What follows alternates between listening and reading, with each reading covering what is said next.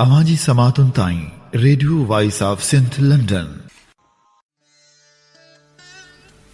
सूफी सालिम सेविया जे अक्सर से अडियार बाज़ी बाज़िंदन के आहे अवेसार पिरियां से पहकार रिंदी रसाने क्या। सूफी शेर सभिन में जिया रगुन में सा न करे गालड़ी ये परियूं परूड़े पा आहे सी गुनाह जेका करे पधरी दिने दुख होया अण दिने राज़ी थिया सूफी ते थिया जिए कीन खयाऊं पाण से।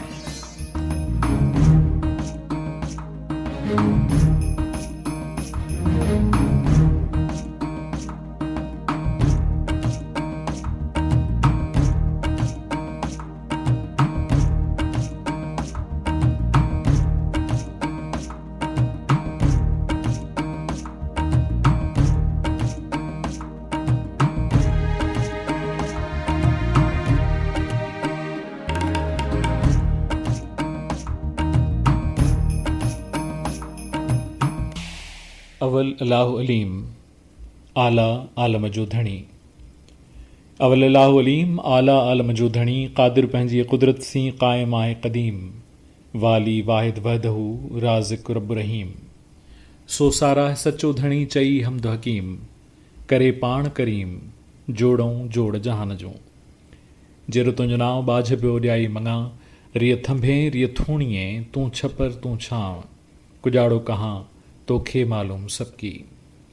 उभे उभारियाम निखट सभनी वया हिकु मयो ॿियो मेंधरो राति सॼी सारियाम ॻोढ़ा गल ॻाड़ियाम सूरज शाखूं कढियूं। बिस्मिल्लाह रहमान रहीम। धणी बाज़ारे जे नाले सां शुरू जेको निहायत महिरबान ऐं असां सभिनी मथां पंहिंजो ख़ासि रहम ऐं करम कंदड़ आहे। असांजी सोच खां वधीक असां ते महिरबान आहे।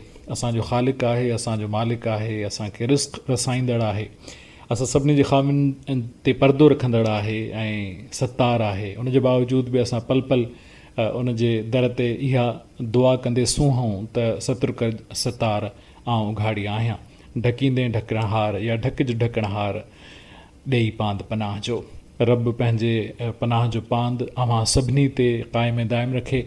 अव्हां सभई ॿुधी रहिया आहियो radio voice of Sindh London ऐं radio voice of Sindh London तां अव्हां जे पसंदि जो प्रोग्राम सूरज शाखूं कढियूं ऐं सूरज शाखूं कढियूं जो सीज़न 3 उन्हनि जी मुंद 3 ऐं उनजो ॿियो प्रोग्राम साण करे आवां जी ख़िदमत में हाज़िर अव्हां जो मेज़बान मूंखे चवंदा आहिनि यासिर काज़ी।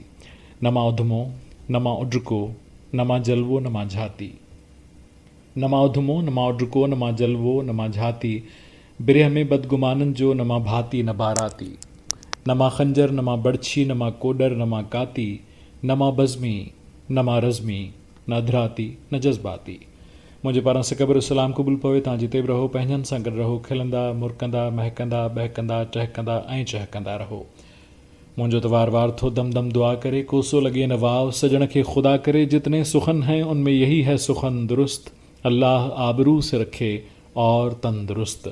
अल्लाह तबारक तआला अव्हां जो तन बि दुरुस्त रखे मन बि दुरुस्त रखे। अव्हां सभई ख़ुशियुनि जे पींघुनि में हमेशह लुॾंदा रहो। मुंहिंजी सिंध पंहिंजी वहदत समेत हमेशह दुनिया जे नक्शे ते क़ाइम ऐं दाइम रहे ऐं सिंध जे तरफ़ कोई बि मेरी अखि खणी ॾिसण वारो चाहे उहो असांजे सफ़नि मंझां हुजे या ॿाहिरिनि सफ़नि मंझां हुजे अल्लाह तबारक तआला उनखे दुश्मन खे असांजो दोस्त बणाए या पोइ उन्हनि अखियुनि खे ई बाक़ी न रखे जिन अखियुनि इहा नियत कई त हू हिन देस ॾे मेरीअ निगाह सां ॾिसनि। जो मतिलबु मुबारक जो ॾींहुं आहे ऐं जीअं मूं तव्हांखे पंहिंजे गुज़िरियल प्रोग्राम में 2 ॾींहं अॻु वारे प्रोग्राम में ॿुधायो त हाणे सूरज शाखूं कढियूं प्रोग्राम अव्हांजी ख़िदमत में हर अंगारे ते ऐं हर जुमे ते पेश कयो वेंदो। अंगारे ते हीउ प्रोग्राम अव्हां फ्रेश ब्रॉडकास्ट में सुबुह जो 8 लॻे ॿुधो पर अॼु खां वठी हिन प्रोग्राम जो जेको वक़्तु आहे सो मटायो वियो आहे ऐं हाणे अव्हां सुबुह जो 10 लॻे हिन प्रोग्राम खे ॿुधंदव। जेकॾहिं तव्हां हिन वक़्तु हिन प्रोग्राम खे सुबुह जे पहर में ॿुधी रहिया आहियो त इहो फ्रेश ब्रॉडकास्ट में असीं अव्हांजी ख़िदमत में पेश करे रहिया आहियूं। ताज़ी ब्रॉडकास्ट में अव्हांजी ख़िदमत में असीं सुबुह जो 10 लॻे खां ऑनवर्ड्स पेश करे रहिया आहियूं। जेकॾहिं शाम जो तव्हां हिन प्रोग्राम खे ॿुधो पिया त यकीनन तव्हां नशे मुक़रर में रिपीट ब्रॉडकास्ट में हिन प्रोग्राम खे ॿुधो पिया जंहिंजो वक़्तु शाम जा 6 बजे आहे। यादि रहे त इहो मां पाकिस्तान जे मयारी वक़्त जे मुताबिक़ तव्हांखे ॿुधायां पियो, पाकिस्तान स्टैंडर्ड टाइम जे मुताबिक़ ॿुधायां पियो त पाकिस्तान स्टैंडर्ड टाइम जे मुताबिक़ सुबुह जो 10 लॻे ऐं शाम जो 6 लॻे हर अंगारे ऐं जुमे ते प्रोग्राम सूरज शाखूं कढियूं अवांजी ख़िदमत में पेश कयो वेंदो। अॼु आहे जुमतुल मुबारक जो ॾींहुं ऐं हीअ जेको जुमतुल मुबारक जो ॾींहुं आहे सो मुहर्रम अल हराम जी 15 तारीख़ आहे। 1442 हिजरी जो साल आहे, यानी असां हिन हिजरी साल जो ही ॿियो सूरज शाखूं कढियूं अवांजी ख़िदमत में पेश करियूं पिया। सेप्टेंबर 2020 जी 4 तारीख़ आहे। बड्रे जी अॼु 19 तारीख़ आहे। 2077 जो बकरमी कैलेंडर सिंधी कैलेंडर जी मुनासिबत सां अॼु ॾींहुं आहे। त जीअं जीअं ॾींहं ही आहिस्ते आहिस्ते अॻिते रढ़नि पिया, ख़ासि तौर ते बड्रे जा, त असां सावणीअ जे उन सीज़न खां ॿाहिरि निकिरूं पिया। छाकाणि त सावण ऐं बड्रो, जंहिंखे हिंदीअ में सावन ऐं भादो चवंदा आहिनि, मेरे नैना सावन भादो, त उहो जेको भादो आहे उनजो असुलु नालो बड्रो आहे। छाकाणि त सिंधी कैलेंडर आहे, जेके नाला आहिनि इहे सिंधी नाला आहिनि। उत्तर में हिनखे बड्रो प्रोनाउंस कयो वेंदो आहे ऐं लाड़ वारा हिनखे बड्डो प्रोनाउंस कंदा आहिनि, पर इहो भादो जेको तव्हां ॿुधो आहे इहो बड्रो ई आहे। सो अॼु 19 तारीख़ आहे बड्रे जी। प्रोग्राम जो आगाज़ करियूं था हमेशह जीअं धणीअ जे नाले सां, उनखे पुकारण सां, ऐं असां उनखे पुकारियूं था भगत कंवर राम जे उन मिठड़े आवाज़ में जेको रब जे साम्हूं मुनाजात जी सूरत में पेश पियो करे।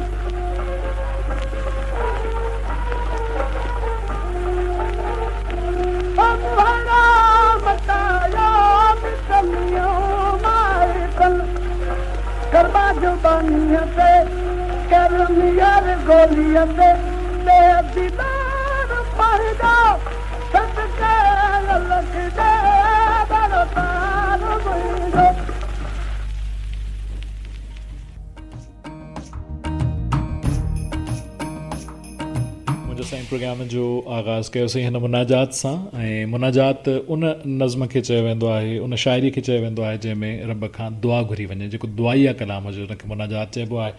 ऐं ॾिसो त कोई राम करे थो पुकारे, कोई रहमान करे थो पुकारे, पर कंहिं शाइर ॾाढो ख़ूबसूरत कतो चयो ऐं उन में यकीनन दिलि जी ॻाल्हि हुन लिखी त के गॉड राम प्रभु नाला कई वठनि था, के गॉड राम प्रभु नाला कई वठनि था, के पिर्त साण पल पल परमात्मा चवनि था, किन जी ज़ुबान ते आहे भॻवान तुंहिंजो नालो, क़ादिर क़दीर ख़ालिक यज़दां तुंहिंजो नालो।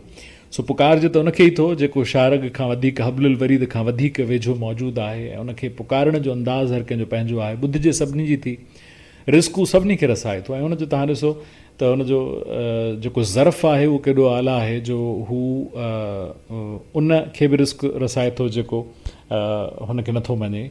जेको हुनजी हेगड़ाई खे नथो मञे, जेको हुनखे पंहिंजो परवरदिगार कोन थो मञे, रिज़्क़ उनखे बि रसे थो। मौलाना रूमी चयो त ख़ामोशी ख़ुदाई सिफ़त आहे ऐं बाक़ी दुनिया में ॿियो जेको कुझु बि आहे उहो हिकिड़ो फज़ूल क़िस्म जो तर्जुमो आहे उन ख़ामोशीअ जो। त ख़ामोशी ख़ुदाई सिफ़त आहे। तव्हां अलाह साईं खे पंहिंजे उन इज़्ज़ ऐं इनकसारीअ सां पुकारियो, उनखे इबादत में यादि करियो या न करियो, और अदरवाइज़ ॿिन्ही सूरतुनि में हू तव्हांखे फैसिलिटेट कंदो ऐं तव्हांखे उहे सभई ख़ूबसूरतियूं अता कंदो जेके ज़िंदगीअ में ॿियनि खे हासिलु आहिनि। उहा ॿी ॻाल्हि आहे त उहा जेका वताए फ़क़ीर वांगुरु जेका अलाह जी विरछा आहे उहा मुख़्तलिफ़ आहे, पर उन में किथे न किथे इंसान जे कर्मा जो, इंसान जे अमल जो बि अमल दख़ल ज़रूरु हूंदो आहे। प्रोग्राम सूरज शाखूं कढियूं अवां जी ख़िदमत पेश कयो पियो वञे radio voice of Sindh London तां, रेडियो VOS आवाज़ सिंध लंडन तां। मां आहियां तव्हां सां गॾु यासिर काज़ी ऐं हीउ प्रोग्राम अवां जी ख़िदमत में हर अंगारे ऐं हर जुमे ते सुबुह जो 10 लॻे शाम जो 6 लॻे पेश कयो वेंदो। सुभाणे जेको प्रोग्राम तव्हां ॿुधंदव उन जे हवाले सां बि अॼु तव्हांजे गोशगुज़ार कंदुमि त उहो सुभाणे को प्रोग्राम कहिड़ो हूंदो उन जे हवाले सां मां तव्हांखे ज़रूरु ॿुधाईंदुसि। पर प्रोग्राम में हींअर आउं शामिलु करियां पियो बिल्किस ख़ानम जो आवाज़ु। साहिल आज़ाद असांखां वेझड़ाई में कुझु महीना अॻु विछड़ियल, साल खनि अॻु असांखां विछड़ियल असांजो ख़ूबसूरत शाइर, ऐं शाइर खां वधीक मां उनखे लिरिसिस्ट चवंदुमि, गीत निगार, उनखे शामिलु करियूं था। उनजी ख़ूबसूरत यादि खे ताज़ो करियूं था। अलाह साईं उनखे जन्नतुल फ़िरदौस में जॻह अता फ़रमाए। उनजो ख़ूबसूरत कलाम आहे बिल्किस ख़ानम जे आवाज़ में। ऐं जॾहिं बि को गैर सिंधी कलाकार या कलाकारा को सिंधी कलाम ॻाए थो त उन में किथे किथे लहजे ऐं तलफ़ुज़ जी जेका ग़लती आहे असां नज़रअंदाज़ करणु घुरिजे, पर इहा पंहिंजे हथ वैरायटी ज़रूरु आहे त हेॾनि सारनि गैर सिंधी कलाकारनि सिंधी शाइरनि खे ॻायो आहे। अचो त ॿुधूं था बिल्किस ख़ानम जे आवाज़ में साहिल आज़ाद जो तख़य्युल। आदत करण बेवफ़ाई, असां प्रीत पंहिंजी, असां प्रीत पंहिंजी हमेशा निभाई, अहांजी आदत करण बेवफ़ाई।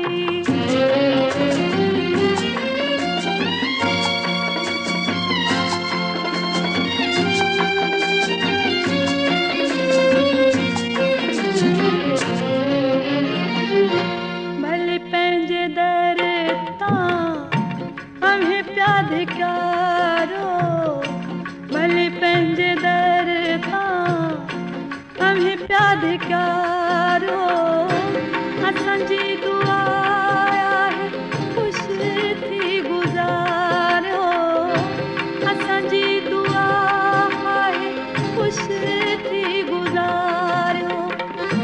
चङनि खां पई थींदी, चङनि खां पई थींदी सदाई चङाई, अहांजी आदत करण बेवफ़ाई।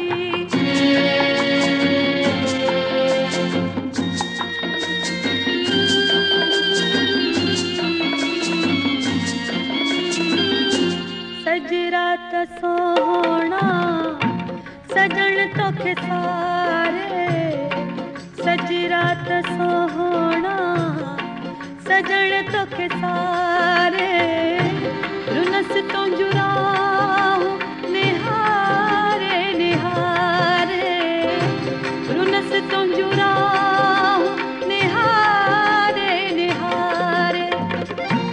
नको तूं ई आहे, नको तूं ई आहे, नका निंद आई, अहांजी आदत करण बेवफ़ाई।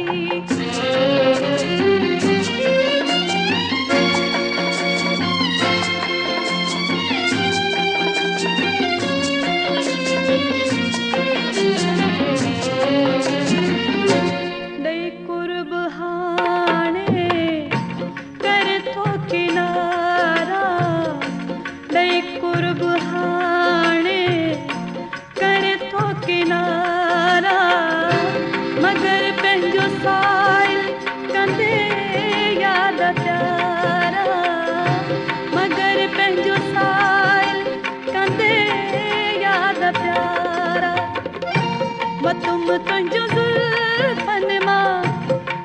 तुंहिंजूं ज़ुल्फ़नि मां जदम रिहाई अव्हां जी इहा आदत करण बेवफ़ाई असां प्रीत पंहिंजी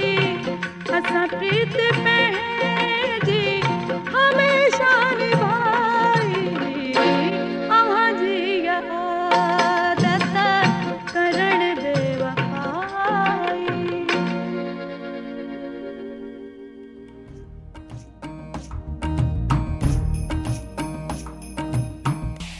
प्रोग्राम सूरज शाखूं कढियूं हॉट FM लिंक 3 प्रोग्राम सूरज शाखूं कढियूं radio voice of Sindh London तां वञी ख़िदमत पेश कयो पियो वञे बिल्किस ख़ानम खां ॿुधोसीं साहिल आज़ाद जे शाइरीअ खे ख़ूबसूरत तख़य्युल खे साहिल आज़ाद केतिरनि ई ॿोलियुनि में शाइरी कई ऐं उहो पंहिंजे मज़ेदार अंदाज़ में असांखे पंहिंजे 9 ॿोलियुनि में लिखियलु हिकिड़ो कतो ॿुधाईंदो हुयो ॾाढो दिलचस्प कतो अलाए करे हींअर मां रिकॉल करियां थो अलाए करे त मूंखे उहो यादि अची वञे एज़ इट इज़ जीअं उहो आहे उहो ईअं यादि अची वञे उन में बंगाली बि आहे उन में सराइकी बि आहे उन में पंजाबी बि आहे उन में पश्तो बि आहे उन में सिंधी बि आहे उन में उर्दू बि आहे उन में अंग्रेज़ी बि आहे सो उहो घणे ॿुधाईंदो त फलाणी ॿोलियूं उहो कतो ईअं हो त असेंबली में बोले भाषा हाणे भाषा बंगाली लफ़्ज़ थी वियो न असेंबली में बोले भाषा गोगो गोगो राशा राशा असेंबली में बोले भाषा गोगो गोगो राशा राशा लीडरो मेंबर दस्त ग्रेबां लीडरो मेंबर दस्तो ग्रेबां ॾिसंदी पई आहे क़ौम तमाशा सो हू दावा कंदो त इहो जेको कतो आहे इहो जेको चौस्ट्रो आहे सो 9 ॿोलियुनि में लिखियलु आहे ऐं साहिल आज़ाद पंहिंजे उन नेचर में बि पंहिंजे फितरत में बि ॾाढो हिकिड़ो आज़ादी पसंद शाइर हुयो असांखे खोड़ सारा पाकिस्तान टेलीविज़न ते मुशाइरा गॾु पढ़ण जो मौक़ो मिलियो ऐं कलंदर साईं जे दरगाह ते उन जे शहबाज़ ऑडिटोरियम में जेको हर साल शहबाज़ मुशाइरो थींदो आहे उन में गॾु असांखे मुशाइरा पढ़ण जो अदबी कॉन्फ्रेंसूं गॾु अटेंड करण जो मौक़ो मिलियो ऐं उन्हनि जे घर ते बि कचहरियूं करण जो मौक़ो मिलियो सो साहिल आज़ाद जे तख़य्युल खे ॿुधोसीं ऐं हींअर ॿुधूं था मंज़ूर सखराणी जे आवाज़ में हिन ॾाढे ख़ूबसूरत गीत खे जंहिंखां पोइ गुफ़्तगू जे सिलसिले खे अॻिते था वधायूं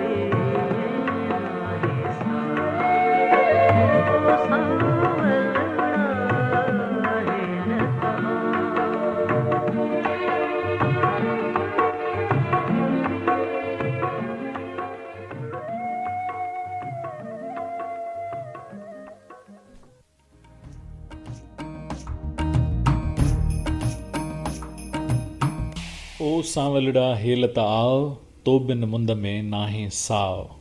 असां ॿुधी रहिया हुआसीं मंज़ूर सखराणी जी ख़ूबसूरत आवाज़ खे। ऐं मूंखे उमेदु आहे त तव्हांखे हीअ आवाज़ ज़रूरु पसंदि आयो हूंदो ऐं हीअ गीत बि पसंदि आयो हूंदो। ऐं मूंखे ख़ासि तौर ते हिन जी जेका इहा सिट आहे, तो बिन मुंद में नाहे साव, त उहो जेको साव आहे, उहो जेको ज़ाइक़ो आहे, उहो जेको मज़ो आहे, उहो जेको चस आहे, उहो जेको लुत्फ़ु आहे, उहा जेका उहो जेको फ्लेवर आहे जेको तुंहिंजे हुजण सां हूंदो आहे। छाकाणि त हर इंसान जी, हर वजूद जी बि त हिकिड़ी पंहिंजी ख़ुशबू हूंदी आहे न, उन जी हूंद जी, उन जी एग्ज़िस्टेंस जी, उन जी मौजूदगीअ जी हिकिड़ी पंहिंजी ख़ुशबू हूंदी आहे। उन ख़ुशबूअ खे जेकॾहिं महसूसु को करे त पोइ गुलज़ार जियां संपूर्ण सिंग जियां ईअं पोइ उहो गोया थींदो आहे त ख़ुशबू जैसे लोग मिले अफ़साने में, एक पुराना ख़त खोला अनजाने में।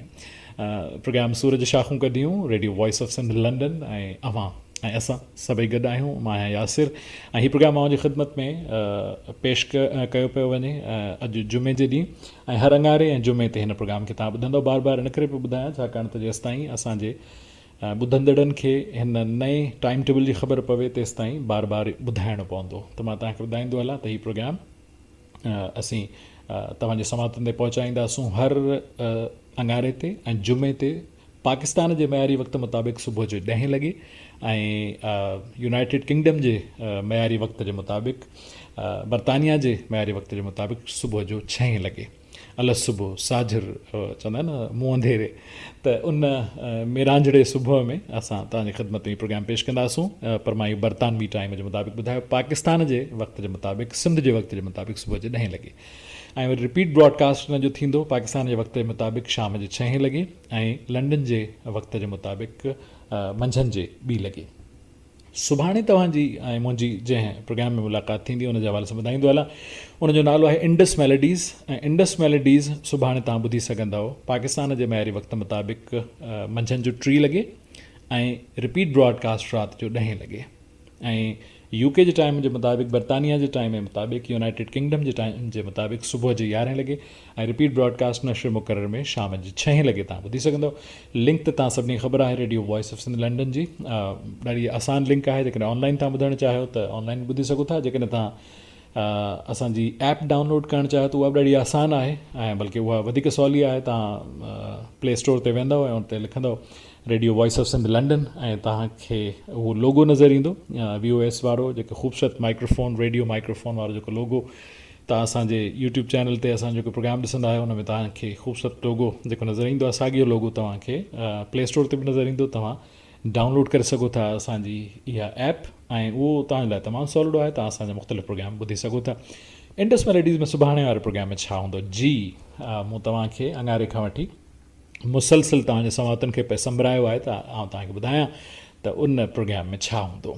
उहो प्रोग्राम असांजो जेको मूं तव्हांखे ॿुधायो त रेडियो वेव्स जे थ्रू जेके प्रोग्राम ॿुधंदड़ आहिनि उन्हनि जे लाइ बिल्कुलु नओं न आहे।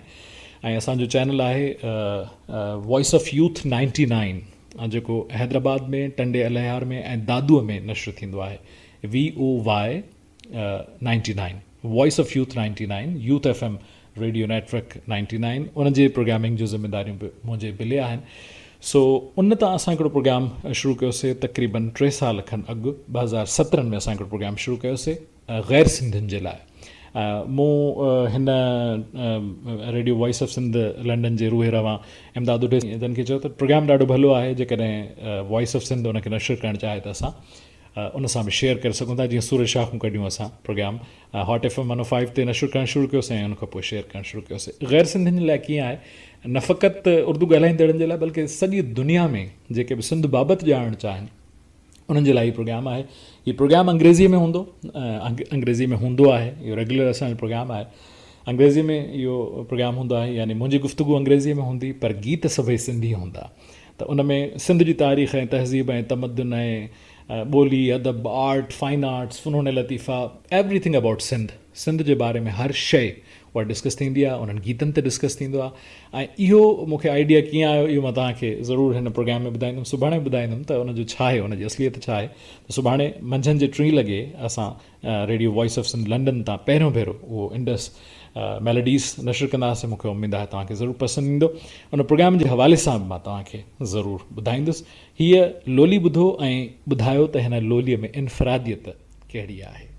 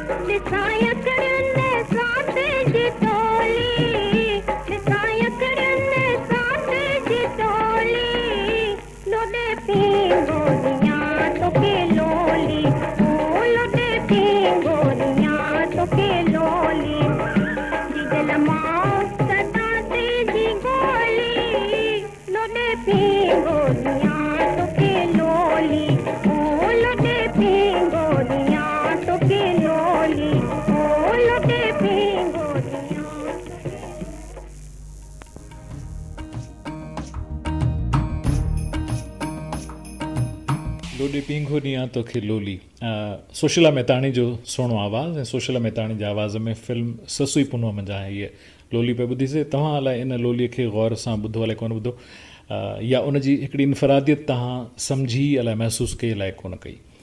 मूं जेतिरियूं लोलियूं दुनिया जे मुख़्तलिफ़ मुल्कनि ऐं दुनिया जे मुख़्तलिफ़ ॿोलियुनि में ॿुधियूं आहिनि, थी सघे थो त हुजे, पर जेतिरियुनि ॿोलियुनि मंझि मूं लोलियूं ॿुधियूं आहिनि उन में ॿी कंहिं बि ॿोलीअ में, सिंधीअ खां सवाइ ॿी कंहिं बि ॿोलीअ में मूं धीउ जे लाइ लोली कान्हे ॿुधी। थी सघे थो इहा मुंहिंजी कम नज़री हुजे या मूं वधीक वैरायटी न ॿुधी हुजे, पर जेतिरियुनि ॿोलियुनि में, ऐं मां जॾहिं जेतिरियूं ॿोलियूं चवां थो त घटि में घटि 8 खां 10 ॿोलियुनि में त मुख़्तलिफ़ जेके जॉनराज़ आहिनि शाइरीअ जा या मौसीक़ीअ जा, त उन में लोली बि आहे शामिल। ऐं पूरी दुनिया में इहो हर ॿोलीअ में जेका माउ आहे उहा अफेक्शन साॻी रखे थी, उहा ॿार लाइ उकीर साॻी रखे थी। पर मूं घटि में घटि इहो मूं डेलिबरेटली सुवाल बि कयो आहे, मुख़्तलिफ़ ॿोलियूं ॻाल्हाईंदड़ दोस्तनि खां सुवाल कयो आहे त उन्हनि जे लोकेलिटीअ में के अहिड़ियूं लोलियूं जेके पर्टिकुलरली ख़ासि तौर ते धीउ जे लाइ ॻायूं वयूं हुजनि त मूंखे न आहिनि मिलियूं। ईअं ज़रूरु आहे त माना लोलीअ मां तासुर न मिले त इहो पुट लाइ आहे या धीउ लाइ आहे, अहिड़ियूं लोलियूं बि आहिनि। पर पर्टिकुलरली मुंहिंजी प्यारी धीउ, हिन में तव्हां ॿुधो न, ओड़ी धीअ तुंहिंजे नाले तां सदिको वञा, त इहो ईअं पर्टिकुलरली धीउ सां मुखातिबु थींदे मूं का बि लोली कान्हे ॿुधी। सिंधीअ में ॿ चारि लोलियूं मूं ज़रूरु ॿुधियूं आहिनि जिन खे असां तव्हां सां शेयर बि कंदासीं। प्रोग्राम आहे सूरज शाखूं कढियूं, radio voice of Sindh London तां अव्हांजी ख़िदमत में असीं पेश करे रहिया आहियूं। अव्हां सां गॾु यासिर काज़ी। जेकॾहिं तव्हां ड्राइव करे कंदे प्रोग्राम खे ॿुधो पिया, ड्राइव पिया कयो, त असां यकीनन चाहींदासूं तव्हां ड्राइव करियो एहतियात सां, ध्यान सां ऐं धीरज सां, ऐं उन सां गॾोगॾु ज़िंदगीअ जी गाॾी खे बि ड्राइव करियो एहतियात सां। छाकाणि त तकड़ में उभराइप में इंसान खे अहिड़ा फ़ैसिला थींदा आहिनि जेके पोइ अॻिते पछताव जो बाहिस बणिबा आहिनि। ऐं कॾहिं कॾहिं टाइम स्पेंड तमामु घटि हूंदो आहे, त उन में फ़ैसिलो करिणो हूंदो आहे। त हिकिड़ो दफ़ो जेकॾहिं तव्हां ग़लति फ़ैसिलो करे बि वञो था त पोइ उन ते क़ाइमु बि रहो।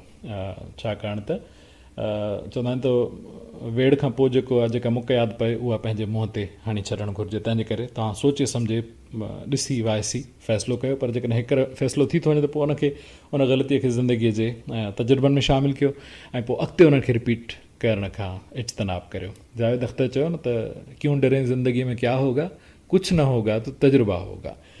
दिलरुबा दिलबर बलोच साहबु असांजे हिन प्रोग्राम खे सोराब ॻोठ कराची खां पसंदि कयो आहे, पसंदीदगीअ जो इज़हार असां ताईं पहुचायो आहे। बेला बलूचिस्तान खां नूर अहमद साहबु प्रोग्राम खे ॿुधे पियो, पसंदि करे पियो।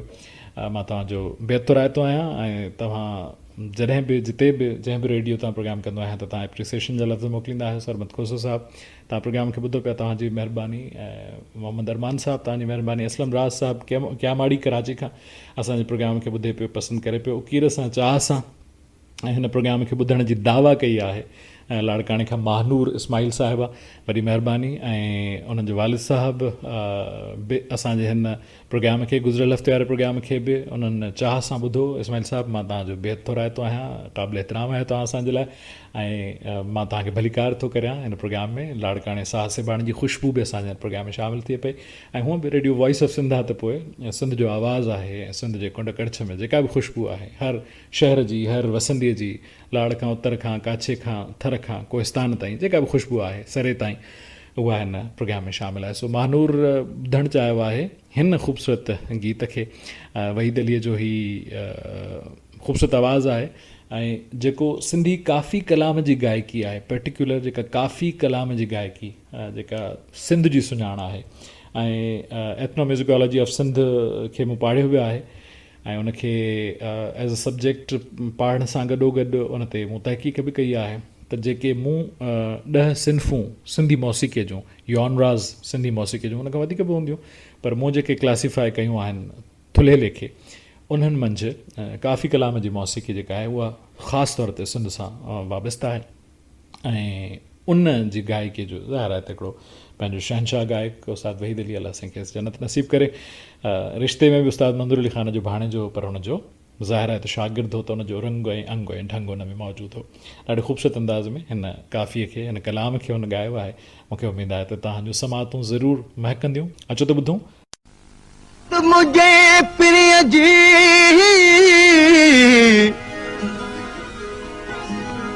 सूरत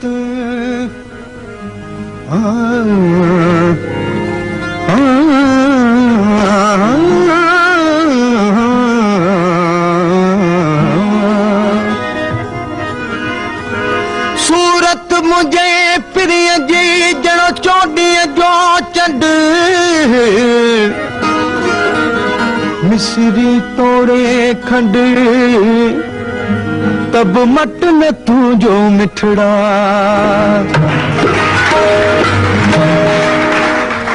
असां हाल दिल जो अवां सां पचारो अवां जी या मर्ज़ी हो जियारो या मारो असां हाल दिल जो अवां सां पचारो असां हाल दिल जो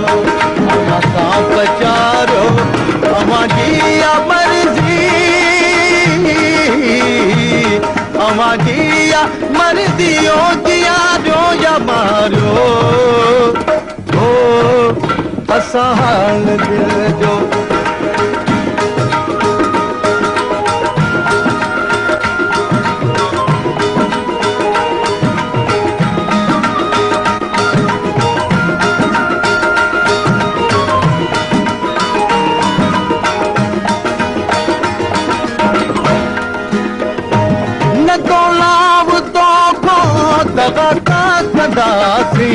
न तो लाव तो खो दगा का कंदासी हसीन सहर दऊं वफा प्या कंदासी हसीन सहर दऊं वफा प्या कंदासी अमी पंहिंजे वादन खे पारियो न पारियो अमी पंहिंजे वादन खे पारियो न पारियो अवां जी मर्ज़ी अवां जिया मर्ज़ी ओ जिया जो या मारियो ओ असां हाल दिल जो अवां सां पचारियो असां हाल दिल जो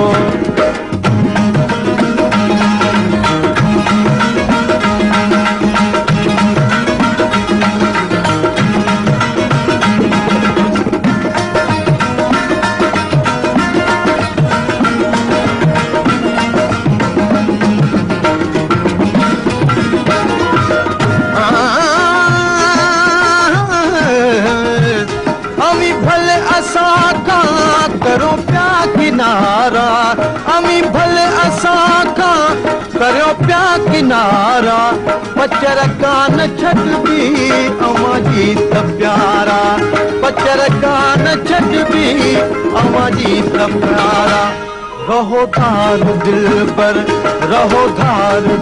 पर जगत जी गुज़ारो रहो धार दिल पर जगत जी गुज़ारो अवां जी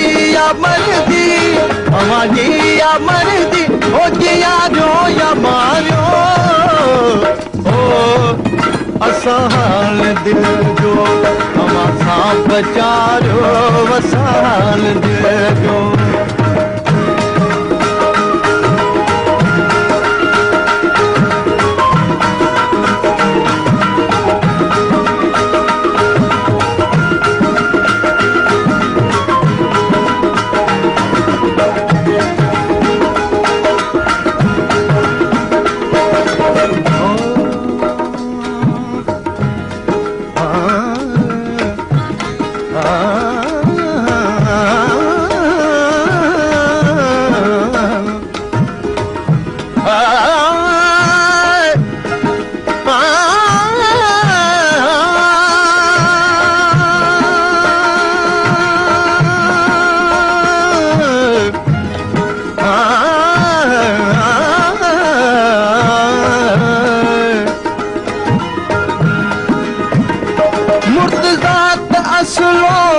अवां जो रहियो आहे मुर्तज़ात असलो अवां जो रहियो आहे न थींदो न कंहिंजो न थींदो न थियो आहे वठी गॾु विहारियो असां हाल दिल जो अव्हां सां पचारियो अव्हां जी या मर्ज़ी जी आरियो या मारियो मूंखे उमेदु आहे तव्हांखे हीउ गीत पसंदि में हूंदो अॼु पसंदि आयो हूंदो ऐं असां हिन प्रोग्राम में कोशिशि कंदा आहियूं त क्लासिक्स खे तव्हांजी ख़िदमत पेश कयूं ऐं जेको ईंदड़ मां कलाम तव्हां ताईं पहुचाईंदुमि मूंखे उमेदु आहे त उहो बि तव्हांखे क्लासिक्स मंझां लॻंदो जेको हिकिड़ो तसव्वुफ़ जो आवाज़ु आहे प्रोग्राम आहे सूरज शाखूं कढियूं ऐं भिटाई जे हुन बैत सां असां आगाज़ बि कंदा आहियूं न त उभे उभारियाम निखट सभु नई विया हिकु मयो ॿियो मेंधरू राति सॼी सारियाम हाणे इहो मुमल राणे में इहा इंतज़ार जी हिकिड़ी कैफ़ियत आहे जेका भिटाई बयानु थो करे पियो त पूरी राति उहा जेका इंतज़ार जी कैफ़ियत कीअं आहे त इहो बैत ॿुधी मूंखे वरी अयाज़ जो हीउ तराइल यादि ईंदो आहे ऐं अयाज़ बि इन तराइल में न फ़क़ति उन पूरे राति जी इंतज़ार जी कैफ़ियत थो बयानु करे त कीअं महबूब जे लाइ हुन जी राह तकी हुन जी वाट तकी ऐं अखियुनि जा दरवाज़ा अखियुनि जा ॿुंभा खोले हुन कीअं महबूब जी राह तकी पर हू कोन आयो त अयाज़ सोचे त मूं त तो लाइ विधियूं काल निहारूं कई मूं त तो लाइ विधियूं काल निहारूं कई तूं न आईं मगर राति गुज़री वेई वियो ॿुॾी चंड संदे सूंहं जूं सारूं नेई, उभ में नेठि विसामी विया ट्रेडू ट्रेई, थी पिरह हीर अचे हाण त पारूं पेई। माना जेका पिरह जी हीर आहे, जेका बाद सबा आहे, उहा जीअं कोई पारूं कढंदो आहे, या कोई पार कढंदो आहे, त उन वांगुरु थी महसूसु थिए। थी पिरह हीर अचे हाण त पारूं पेई, ऐं तूं ना आईं मगर राति त गुज़री वेई, मूं थधो साह भरियो तोखे मयारूं ॾेई। त भिटाई बि साॻी ॻाल्हि थो करे त उभे उभारियाम निखट सभु नेई विया, हिकु मयो मयो उठ खे चवंदा आहिनि, हिकु मयो ॿियो मेंधरू राति सॼी सारियाम। उन उठ जे ज़ाहिर त चढ़नि जो जॾहिं आवाज़ु ईंदो त उनखे इहा ख़ुशख़बरी मिलंदी न, मूं महिल पंहिंजे इंतज़ार जी कैफ़ियत थी बयानु करे त मूं सॼी राति तुंहिंजो इंतज़ारु कयो पर तूं कोन आहे मेंधरा राणा, तूं कोन आहे। त ज़ाहिर त उन चढ़ जो आवाज़ु ॿुधंदी, जेका हुनजे पेरनि में पयल जेके चढ़ा आहिनि उनजो आवाज़ु ॿुधंदी त ख़ुशि थींदी, सुवारी आई आहे मुंहिंजे महबूब जी, मुंहिंजे राणे जी। तॾहिं त उहो चए थी तुंहिंजे चांगे खे चंदन चारियां, आवराणा रह राति, चांगो माना उठ, माना मां तुंहिंजी कहिड़ी ख़िदमत कंदुमि उहो त तूं सोचे ई नथो सघीं। मां त तुंहिंजे उठ खे बि चंदन खाराइण जे लाइ तयारु आहियां, आम गाह थोरी खाराईंदुमि, मां हुनखे चंदन खाराईंदुसि। तुंहिंजी सुवारीअ खे जेका तोखे खणी थी अचे अमरकोट खां लडाणे ताईं, मां उनखे चंदन चाढ़ण जे लाइ आती आहियां, बेचैन आहियां, बेताब आहियां, बेक़रार आहियां। त तुंहिंजी छा महिमानी कंदसि? तूं इहो सोच, तूं अंदाज़ो कर, तूं अंदाज़ो करे कोन सघीं। उहो सचल कलाम जेको गुज़िरियल प्रोग्राम में टियों पाण ॿुधोसीं त कहिड़ी करियां महिमानी बि यार मुंहिंजे घर आयो, त उहा साॻी ॻाल्हि त तुंहिंजे चांगे खे चंदन चाहियां, त तुंहिंजे चांगे खे चंदन चाढ़ियां, आवराणा रह राति, मां तूं अचे राति राति, तूं इहो सोचे न सघीं मां तुंहिंजी कहिड़ी महिमानी कंदुमि। मां तुंहिंजे चांगे खे, तुंहिंजे उठ खे, तुंहिंजी सुवारीअ खे मां चंदन चाढ़ण लाइ तयारु आहियां। त उहो ई भिटाई थो चए त उभे उभारियाम निखट सभु नेई विया, हिकु मयो माना हिकु उठ, ॿियो मेंधरो, ॿियो राणो, राति सॼी सारियाम। मूं महिल थी चए सॼी राति हुनखे यादि कयो, ॻोढ़ा गल ॻाढ़ियाम सूरज शाखूं कढियूं। जॾहिं सुबुह जो सिज जा किरणा निकिता त पोइ त मायूस थी वियमि न, त हू त राति जो ईंदो आहे, हू त चोर मुलाक़ात कंदो आहे, त पोइ मां ॻोढ़ा ॻाढ़ियमि, छा थी करे सघां, पोइ त बसि ख़ामोशी में ॻोढ़ा ॻाढ़ियमि। इहा इंतज़ार कैफ़ियत वरी सचल जी हिकिड़ी ॿी काफ़ीअ में थी नज़र अचे, तुंहिंजे अचण जूं वाटड़ियूं नित नित उभी निहारियां। हाणे तव्हां ॾिसो त इन में हिकु त वाटड़ियूं जेको सचल वटि, सचल उतर जो शाइर हुयो, त उन वटि जेको इस्म तस्गीर आहे, असां चवंदा आहियूं ॿार खे ॿारड़ो चवंदा आहियूं, ऐं कम खे कमिड़ो, यार मुंहिंजो हिकिड़ो नंढिड़ो कमिड़ो त कर। हाणे कमिड़ो माना असां उनखे उहा नंढड़ी उन कम खे नंढो बणाईंदा आहियूं, इस्म तस्गीर सग़ीर कंदा आहियूं असां उनखे, कंहिं बि ॻाल्हि खे, कंहिं बि लफ़्ज़ खे नंढड़ो कंदा आहियूं। नंढे खे नंढड़ो, जीअं मूं तव्हांखे चयो, किताब खे किताबड़ो, ऐं चांहि खे चांहिड़ी, अचो भला असां वटि चांहिड़ी पी वञो, मुंहिंजे घरड़े ते अचो, पंहिंजा कदमड़ा घुमाए वञो। त इहो जेको इस्म तस्गीर आहे, इहो तव्हांखे सचल वटि तमामु घणो नज़र ईंदो। तुंहिंजे अचण जूं वाटड़ियूं नित नित उभी निहारियां। हाणे उभी निहारियां माना जीअं तव्हां ॾिसो पबनि ते बीही कोई न पंहिंजे अखियुनि जे मथां हथु रखी ऐं पंहिंजे महबूब जी को राहत के, त उहो जेको अंदाज़ आहे, इहो निमाणो अंदाज़ इंतज़ार जो बयानु कयो आहे, कहिड़े ख़ूबसूरत नमूने सां बयानु कयो आहे। पर हींअर न भिटाई जी ॻाल्हि, न सचल जी ॻाल्हि, हाफ़िज़ शाह जो कलाम तव्हांजी ख़िदमत पेश थो करियां। ऐं हाफ़िज़ शाह टिखड़ जो, सिंध जे हैदराबाद जे ख़िते जो ख़ूबसूरत शाइर, ऐं रिश्ते में इमदाद हुसैनी साहिब जो, सिंध जे ख़ूबसूरत शाइर जो रिश्ते में नानो थिए, उनजो तव्हां ही तसव्वुफ़ जो रंग त ॿुधो न, त छा हो चए थो, अजलियो पाए लिकाए दिलि अंदरि दिलि भर ॾिठो। शफ़ी फ़क़ीर कमाल जो हुनखे ॻायो आहे, अचो दिलि सां ॿुधो। मूंखे उमेदु आहे तव्हांखे ही कलाम ज़रूरु पसंदि ईंदो।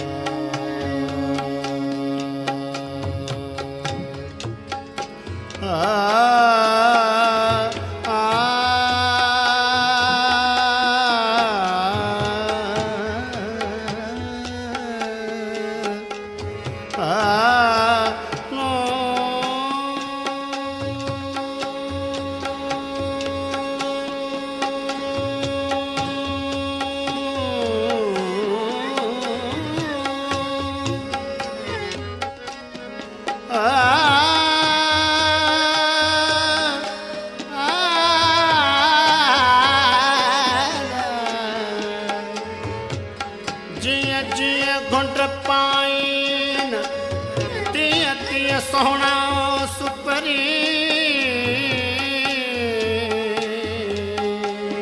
कोड़े यूसुफ के तेरा उभा करनाइन अहड़ाई आहीन सादिक मुही जा सुपरी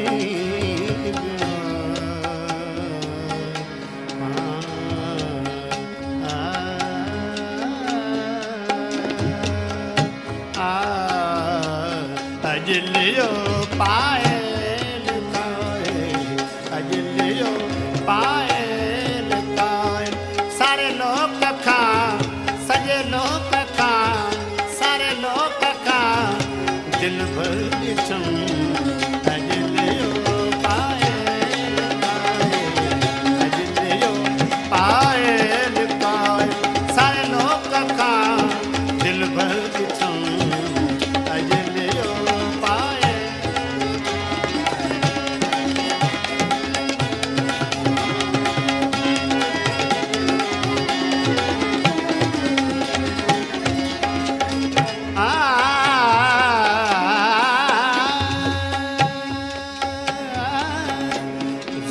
जो जंजीर जालिम कदले कड़े तैयार जुल्फा जो जंजीर जालिम कदले कड़े तैयार वरडई थे मारी वासिंगवा गुरा बेचदार मुझे मारण कान कहरे मुझे मारण कान कहरे साईं वह भरो अल्लाह वह भरो किसी हर जुठम अजलियो पाए लिकाए अजलियो पाए लिकाए सारे लोग का दिल पर जुठम अजलियो पाए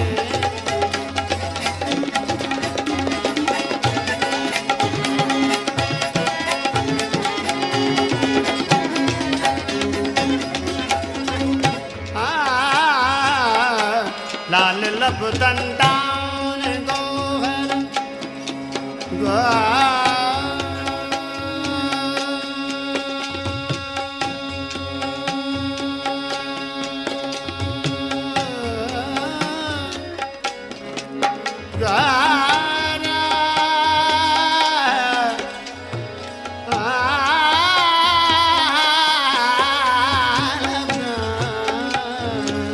लाल लब दंडन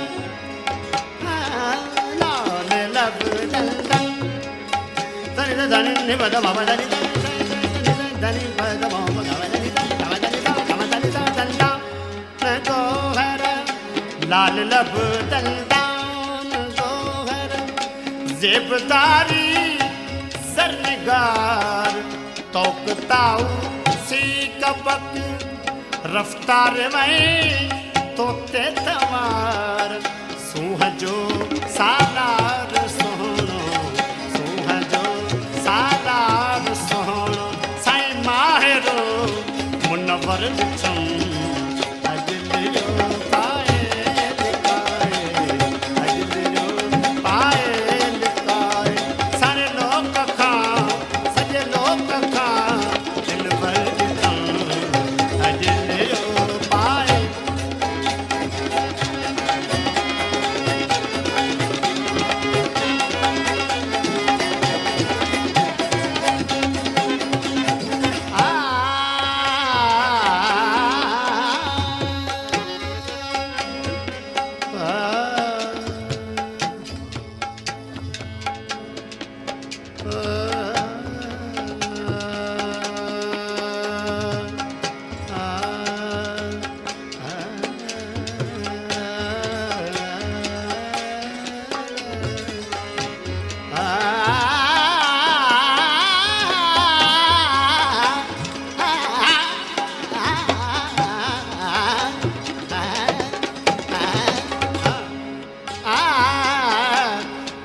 चश्मन सा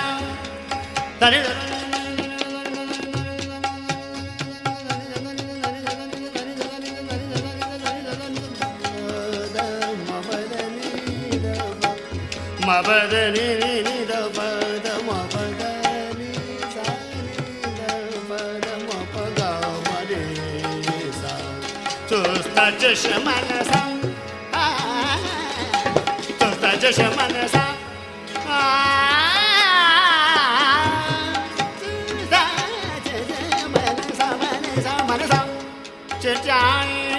चुस्ता चश्मन सा चिटाई चुस्ता चश्मन सा चिटाई तीर मुलगा मच अंदर होश हाफिज शाह जो झटपट नहीं आए सा नजर दिल रुबा चुरुख नमूद शुद्ध नमाज मन कदा दिल रुबा चुरुख नमूद शुद्ध नमाज मन कदा आफताबे चूं बरारत आफताबे चूं बरारत सजदा गर्द चूं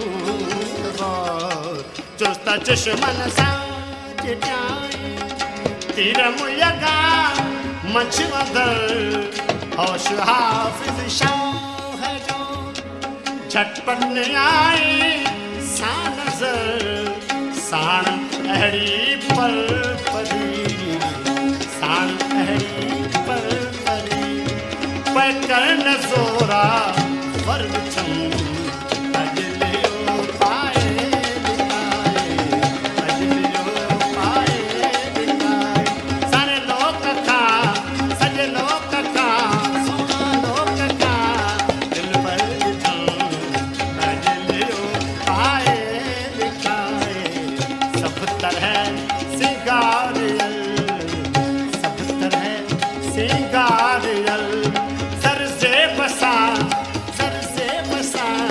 जाहिर अजलियो पाए दिखाए सारे लोग खा दिल भर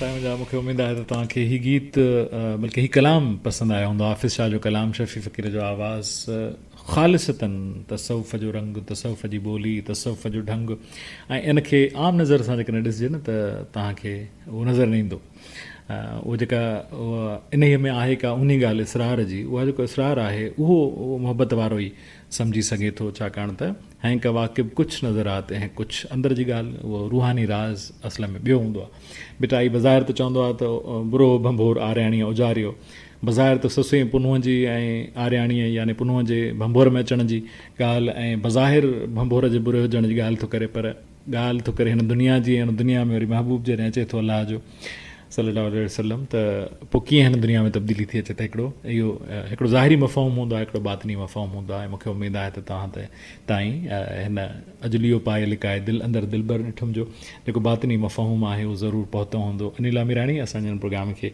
ॿुधे पई पसंदि पई करे तव्हांजी महिरबानी हैदराबाद में तव्हां प्रोग्राम खे ॿुधो पियो ऐं पसंदीदगी जो इज़हार तव्हां असां ताईं पहुचायो धनी बख़्श कोलाची साहब वॾी महिरबानी सिकंदर कोलाची साहब मीरपुर ख़ासि में तव्हां दोस्त असांजे प्रोग्राम खे ॿुधो पिया डूंगर शाम साहब तव्हां असांजे हिन प्रोग्राम खे कुंडरी में पसंदि कयो ऐं ओम प्रकाश साहब तव्हांजी महिरबानी जो तव्हां बि असांजे हिन प्रोग्राम खे पसंदि कयो पसंदीदगीअ जो इज़हार तव्हां असां ताईं पहुचायो सैयद आसिम अली शाह साहब शिकारपुर में उन्हनि जी असांजी क़ाबिल एतिराम उन्हनि जी बि ऐं असांजी बि क़ाबिल एतिराम वालदा माजिदा असांजी अंबड़ बि हिन प्रोग्राम खे ॿुधे पई तव्हांखे भलीकार था चऊं ऐं दिलि जे गहराइनि सां मां तव्हांखे भलीकार चवंदे ख़ुशी जो इज़हार थो करियां तव्हां बि असां सां गॾु मौजूदु आहियो जेको मूं इंडस मेलोडीज़ जो तव्हांखे ज़िक्र कयो जेको सुभाणे अवल ख़ैर तव्हांजी ख़िदमत में 3 बजे मंझंदि जो पेश कयो वेंदो प्रोग्राम 3 पहरनि जो त उनजो ख़्यालु मूंखे कीअं आयो तसवुरु मूंखे कीअं आयो दुनिया में जिते बि कंडो कच्छ में वञिजे पियो त उते जॾहिं दोस्तनि सां मिलिजे पियो ऐं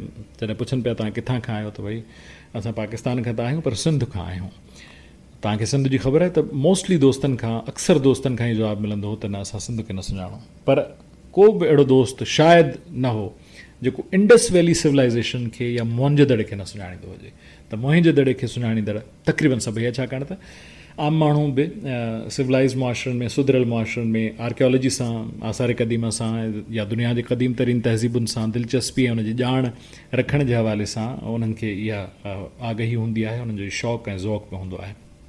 त जॾहिं असां ॾिठो त अमेरिका में बि फ़ख़्री अंदाज़ में हर को चए थो I am a New Yorker, I am a floridean, I am a Hawaiian, त हर को पंहिंजी स्टेट ते जॾहिं फ़ख़ुरु करे थो त असांजी हीअ जेका सदियूं पुराणी एंटिटी आहे इंडस वैली सिविलाइज़ेशन, जंहिंजे पेट में हींअर जेको पूरो पाकिस्तान जूं हदूं आहिनि, अधु हिंदुस्तान आहे, अधु ईरान आहे, इहो सॼो उनजो हिसो हुयो।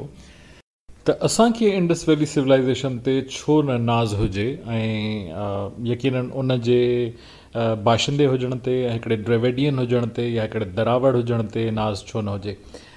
त मूं इहो सिलसिलो ॾिठो त जॾहिं असांजा परॾेही ॾेही सेण कजनि, परॾेही कहिड़ा पहिरीं, त उहे जेके परॾेही आहिनि उहे इंडस वैली सिविलाइज़ेशन खे सुञाणनि था या मोहनजोदड़ो खे सुञाणनि था त या ॿियनि आर्कियोलॉजिकल साइट्स खे सुञाणनि था, पर सिंध खे नथा सुञाणनि, सिंध खे नाले सां नथा सुञाणनि, पर उनखे हवाले सां सुञाणनि था। त पोइ मूं हिकिड़ो शो इनिशिएट कयो जंहिंजो मक़सदु इहो ई हो त उहो लाइव स्ट्रीम ते मुल्क खां ॿाहिरि ॿुधो वञे, यूट्यूब ते जॾहिं अपलोड थिए त उहो मुल्क खां ॿाहिरि ॿुधो वञे ऐं उन में सिंध जी सूंहं ऐं सिंध जी तारीख़ ऐं तहज़ीब ऐं तमदुन ऐं ॿोली ऐं अदब ऐं आर्ट ऐं फ़नून लतीफ़ा जा जेके मुख़्तलिफ़ रंग आहिनि उन्हनि खे एक्सप्लोर कयो वञे। उहो प्रोग्राम अंग्रेज़ीअ में शुरू कयोसीं, यानी उन में गुफ़्तगू ॻाल्हि ॿोल अंग्रेज़ीअ में हूंदी हुई पर गीत सिंधीअ में हूंदा हुआ। ऐं इहो जेको कॉन्सेप्ट आहे इहो इन जे करे कामयाबु वियो छाकाणि त ॻाल्हि सिंध जी हूंदी हुई, नग़मा सिंधीअ में हूंदा हुआ ऐं गुफ़्तगू इंडस वैली सिविलाइज़ेशन जे बारे में या सिंधू मातरी तहज़ीब जे बारे में, सिंध जे बारे में ऐं उन जे मुख़्तलिफ़ इन्हनि रंगनि जे बारे में, उन में करंट अफेयर्स ऐं सियासत ते बि ॻाल्हि थींदी आहे। त इहो हिकिड़ो अहिड़ो ज़रियो बणियो परॾेहिनि खे सिंध जे बारे में, सिंध जी सुरहाण उन्हनि ताईं पहुचाइण जो उनखे ॾाढो एप्रिशिएट कयो वियो आहे। ऐं उनजो मक़सदु इहो ई आहे त एड्रेस कजे पूरी दुनिया सां ऐं पूरी दुनिया खे ॿुधाइजे त सिंध जी सूंहं छा आहे, उनजी मौसीक़ीअ खां वठी उनजे हालात हाज़िरा ताईं, उनजे माज़ी ऐं उनजे हाल जी सूरत में उहा पहुचाइजे। लाइव स्ट्रीम ते बि उनखे ॿुधो वेंदो आहे जॾहिं जॾहिं उनजा मुख़्तलिफ़ सीज़न्स असां कंदा आहियूं। उनखां सवाइ यूट्यूब जी लिंक शेयर थींदी आहे उन्हनि दोस्तनि सां, संगत सां, ऐं पोइ ज़ाहिर आहे त खोड़ सारा दोस्त मुतासिर बि थिया आहिनि ऐं मुतासिर आहिनि बि ऐं सिंध सां इंट्रोड्यूस बि थिया आहिनि। त असल में इहो हिकु मक़सदु आहे त असां पंहिंजी ॻाल्हि पाण सां त कंदा आहियूं पर उहा ॻाल्हि पंहिंजी ॻाल्हि सां ॿियनि सां बि करियूं त जीअं उन्हनि ताईं उन सिंध जी सूंहं पहुचे जंहिं सिंध जी सूंहं पहुचणु मक़सूदु आहे, ज़रूरी आहे। त उहो इंडस वैली जेको सिविलाइज़ेशन वारी जेको सूंहं जो जेको सिलसिलो आहे उहो असां इन इंडस मेलोडीज़ जे ज़रिए तव्हां ताईं पहुचाईंदासूं। ऐं हाणे इहो प्रोग्राम अव्हांजी ख़िदमत में हर छंछर ते पेश कयो वेंदो ऐं हर छंछर ते मंझंदि जो 3 लॻे पाकिस्तान जे मयारी वक़्त जे मुताबिक़ मंझंदि जे 3 लॻे इहो पेश कयो वेंदो, जॾहिं त बरतानिया जे मयारी वक़्त जे मुताबिक़ सुबुह जो 11 लॻे पेश कयो वेंदो। पाकिस्तान में इहो रिपीट थींदो, सिंध में इहो रिपीट थींदो राति जे 10 लॻे पाकिस्तान जे मयारी वक़्त जे मुताबिक़, ऐं बरतानिया जे मयारी वक़्त जे मुताबिक़ इहो शाम जो 6 लॻे लंडन ऐं उनजे आसपास ऐं पूरे बरतानिया में ॿुधो वेंदो। त इहा असांजी हिकु नंढी कोशिशि आहे, निमाणी कोशिशि आहे, वरी उनखे असां अमली तौर ते अॻिते वधायोसीं जॾहिं इंटरनेशनल सूफ़ी फेस्टिवल थियणु शुरू थियो सिंध जी सकाफ़त सयाहत ऐं नवादरात वारे खाते जे पारां, हुकूमत सिंध जे पारां। त उन में उनजे ऑर्गेनाइज़िंग ऐं एडवाइज़री कमेटी में हुजण जे करे इहो फ़ाइदो थियो त असां उन में जेका महफ़िल मौसीक़ी आख़िरी राति वारी थींदी आहे उनखे असां मेलोडीज़ ऑफ इंडस या इंडस मेलोडीज़ जो नालो ॾिनोसीं। ऐं उन में बि ईअं ई हूंदो हो त असांजा ई साज़िंदा, असांजा ई वॼता, असांजा ई फ़नकार, असांजा ई गुलूकार, असांजा ई रागी उहे परफॉर्म कंदा हुआ सिंधीअ में, पर उनखे उन जी निज़ामत जी ज़िमेदारी मूं ते हूंदी आहे हर साल। त उनखे असां अंग्रेज़ीअ में इंट्रोड्यूस कंदा हुआसीं, उन साज़ खे, उन आवाज़ खे, उन साज़ वॼाईंदड़ खे या ॻाईंदड़ खे। त जीअं इंटरनेशनल डेलीगेट्स जेके हुन में अचनि था उन्हनि खे ख़बर पए त ताज मस्तानी छा थी ॻाए या अरबाब ख़ान खोसो छा थो वॼाए या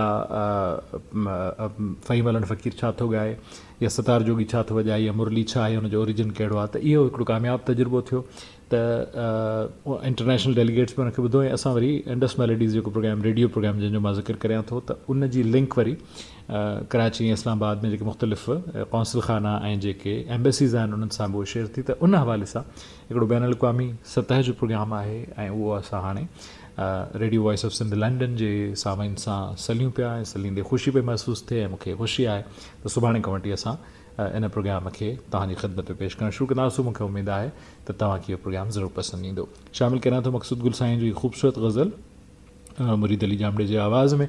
जाम शोरे जूं हवाऊं थो घुरे, रूह विछड़ियल वासनाऊं थो घुरे। सिंध जे मुख़्तलिफ़ ख़ितनि ऐं शहरनि जो ज़िक्र कयोसीं जाम शोरो। ॿियो उन्हनि शहरनि मंझां ख़ुशनसीब शहरनि मंझां आहे जंहिंजो ज़िक्र शाइरीअ में घणो रहियो आहे। अचो त ॿुधूं था हिन ख़ूबसूरत गज़ल खे।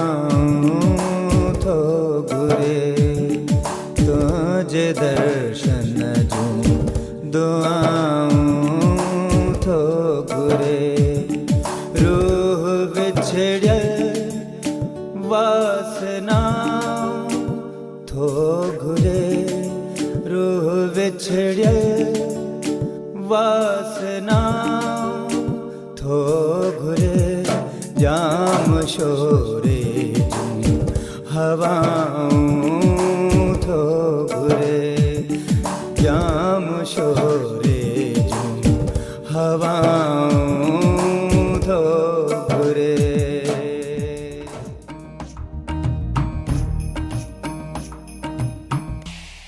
जाम शोरे जूं हवाऊं थो घुरे रूह विछड़ियल वासनाऊं थो घुरे। मक़सूद गुल साईं जी ख़ूबसूरत तख़य्युल खे तव्हां ताईं पहुचायोसीं मुरीद अली जामड़े जे आवाज़ में। प्रोग्राम सूरज शाखूं कढियूं radio voice of Sindh London तां असीं अव्हां जी ख़िदमत में पेश करे रहिया आहियूं। अव्हां सां गॾु यासिर काज़ी। मक़सूद साईं जो ही जेको मशहूरु ग़ज़ल आहे इन जा खोड़ सारा जेके शेर आहिनि उहे ख़ूबसूरत आहिनि। पंहिंजी ग़लतीअ जो करे को एतिराफ़ सुड कंदे तोखां सज़ाऊं थो घुरे, पर इन जो जेको शाहबंद सम्झो वेंदो आहे। इन जा हिकु ॿ बंद अहिड़ा आहिनि जेके बाक़ाइदा जिन खे मां शेर न आहियां चवंदो, जिन शेरनि खे शेर न आहियां चवंदो उनखे मां ऐं जेकॾहिं कोई बि उन्हनि खे पेंटिंग्स चवे त उन में को वधा न थींदो, छाकाणि त उन्हनि में पूरो अक्स मौजूदु आहे। शाइर लफ़्ज़नि सां अकासी करे थो, जीअं पाण सवेल ॻाल्हि कईसीं सचल साईं जी त नित नित उभी निहारिया, त उहो जेको लफ़्ज़नि सां अकासी करण वारी ॻाल्हि आहे उहो शाइर अहिड़े नमूने सां पेंट करे थो ॼण वाक़ई उहा पेंटिंग थी ठही वञे। ऐं इन जो जेको शाहबंद आहे जेको मशहूरु आहे मक़सूद साईं जा, उहे शेर जेके सॼी सिंध में मशहूरु आहिनि। जीअं हुन चयो मज़हब हुजे पर मूं चयो इंसानियत, सम्झ जो फेरो हुयो बसि ॿियो त को झगड़ो न हो। इन वांगुरु हिन ग़ज़ल जो जेको मशहूरु बंदु आहे उहो आहे चंड वण जी बांह ते खाॾी रखी, चंड वण जी बांह ते खाॾी रखी तुंहिंजे दर्शन जूं दुआऊं थो घुरे। केॾो ख़ूबसूरत इहो अंदाज़ आहे, उन एक्सप्रेशन आहे, उहो इज़हार आहे महबूब जी तारीफ़ जो। त चंड बि जंहिंजी सूंहं जी हाक पूरी दुनिया मशहूरु आहे, उहो तुंहिंजे दर्शन में दुआऊं थो घुरे, त माना सोच तुंहिंजी सूंहं छा हूंदी। ऐं ॿियो हुन जेको मक़्तु आहे उन में हिकिड़ी सिंध जी, असांजे देश जी, इन धरतीअ जी हिकिड़ी पुराणी रवायत, सदियूं पुराणी रवायत आहे जेका शायदि पाछाटी असां बि ॾिठीसीं, पर सफ़ा पाछाटी ॾिठीसीं।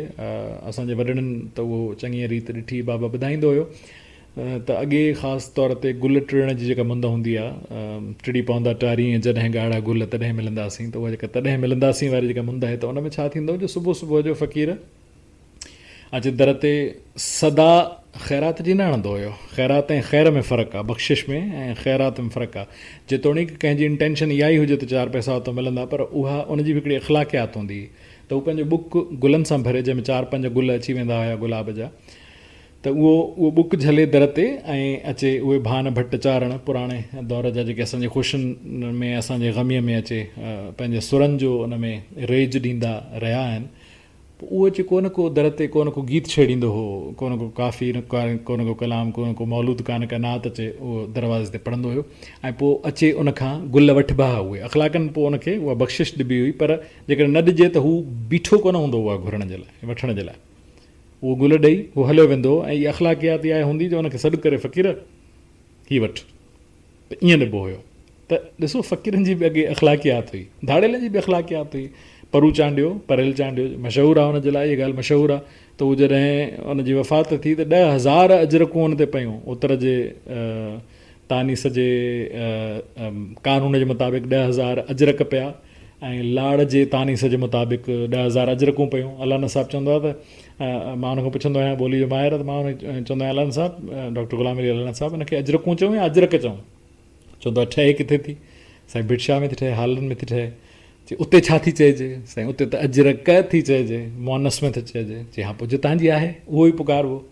त पोइ असां जीअं उत्तर में होटल खे चवंदा आहियूं होटल खुलियल आहिनि, ऐं लाड़ में चयो हूंदा होटलूं खुलियल आहिनि। त मूं ॻाल्हि पे कई त उन परेल चांडे जे मथां, परू चांडे जे मथां 10,000 अजरकूं पयूं, या 10,000 अजरक पिया, जेको बि तव्हांखे क़बूल हुजे। त तव्हां ॾिसो त अख़लाक़ियात हुई न हुनजी। त उहो कंहिं बस में धाड़ो हणण लाइ जेकॾहिं चढ़ंदो त का हिकिड़ी बि जेकॾहिं औरत हूंदी हुन में, का हिकिड़ी बि ज़ाइफ़ा हूंदी या को हिकिड़ो ॿारु हूंदो, त बस खे ई कोन फुरींदो, लही वेंदो। कंहिं बि काफ़िले सां को ॿारु या औरत हुजे त उनखे फुरींदो ई कोन हो, माना उहा हुनजी उहा धाड़े जी अख़लाक़ियात हुई। त उहो अख़लाक़ियात वारो दौरु अलाए केॾांहुं हलियो वियो, असां हुनखे ॻोल्हियूं था पिया। मोहम्मद अली जे आवाज़ में हिकिड़ो ख़ूबसूरत गीत थो शामिलु करियां, ऐं मोहम्मद अली उहो ई आहे जेको उर्दू ग़ज़ल जो हींअर ॾाढो ख़ूबसूरत कलाकार आहे। हिकिड़ी बिस्किट जी एड अॼुकल्ह त कान थी हले पर कुझु अरसो अॻु में हलंदी हुई, हुन में हिकिड़ो जिंगल हुन ॻायो, लागे ना नज़र, दुगानो आहे असल में, हुन जो गीत आहे, उतां हुनजो खयो वियो आहे। त उहो ॾाढे ख़ूबसूरत अंदाज़ में हुन ॻायो, लागे ना नज़र लागे ना नज़र। उहो जेको ख़ूबसूरत कलाकार आहे मोहम्मद अली, उन पंहिंजे फ़नी करियर जो आगाज़ सिंधीअ में ॻाइण सां कयो, पाकिस्तान टेलीविज़न तां कयो, ऐं उन ई दौर जो हुनजो हिकिड़ो ख़ूबसूरत गीत आहे, तव्हांजे समात जे नज़र करियां पियो, मूं जेकी गीत चया सभु तुंहिंजे नाए कया।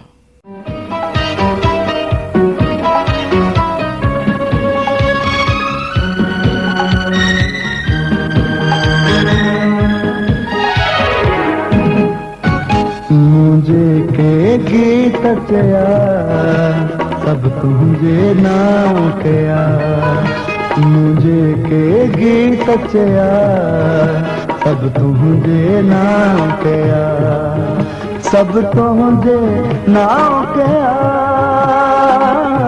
नाम कया, मुझे के गीत चया सब तुझे नाम कया।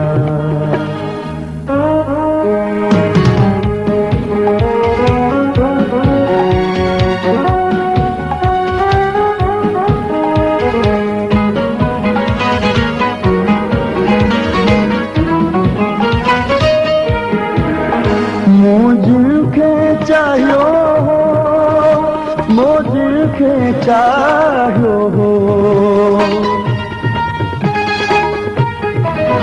मोजिल के चाहो हो, मोजिल के चाहो हो, थी मोखा दूर वया, थी मोखा दूर वया, सब तुझे नाम कया, नाम कया, मुझे के गीत चया सब तुझे नाम कया।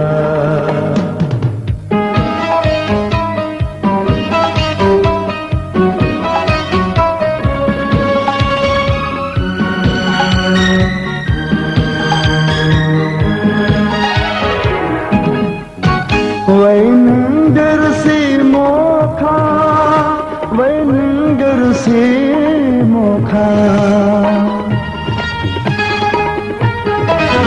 वही निंदर सी मोखा, वही निंदर सी मोखा, चंद तारा खूब खिला, चंद तारा खूब खिला, सब तुझे नाम कया,